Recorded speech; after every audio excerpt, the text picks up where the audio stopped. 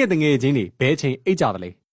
ငမန်းတွေရဲ့အိတ်ချိန်ကဆိုရင်တော့တနားရီတောင်မှမပြည့်ပါဘူးနွားတွေကတော့3နာရီလောက်ပဲအိတ်ပြီးတော့ကြံတဲ့အချိန်တွေကမမောက်တန်းတာနေကြတာဖြစ်ပါတယ်ညင်းတွေက4နာရီလောက်အိတ်ဆက်ပြီးတော့စီနီရဲ့အိတ်ချိန်ကတော့4နာရီတသားလောက်ရှိပါတယ်ဘရဲစိတ်တွေကလည်း4နာရီကိုလက်နှလုံးစုံစုံထိအိတ်ဆက်ကြပြီးတော့ငါးတွေကတော့9နာရီထိအိတ်လေးရှိကြပါတယ်အစုံစားတတဝါတွေဖြစ်ကြတဲ့လူနဲ့ဝက်တွေကတော့8နာရီထိအိတ်ဆက်လေးရှိပြီးတော့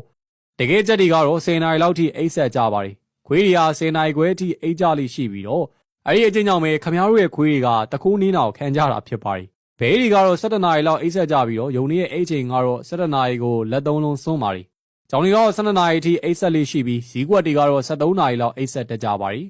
ကျွတ်တွေကတော့14နာရီလောက်ထိအိတ်ကြပေမဲ့ကြားတွေကတော့16နာရီလောက်ထိအိတ်လေးရှိပါတယ်ဂျင်းတွေရဲ့အိတ်ချိန်ကတော့18နာရီရှိပြီးလင်းတို့တွေကတော့နာရီ20ထိပုံမှန်အိတ်ဆက်တက်ပါတယ်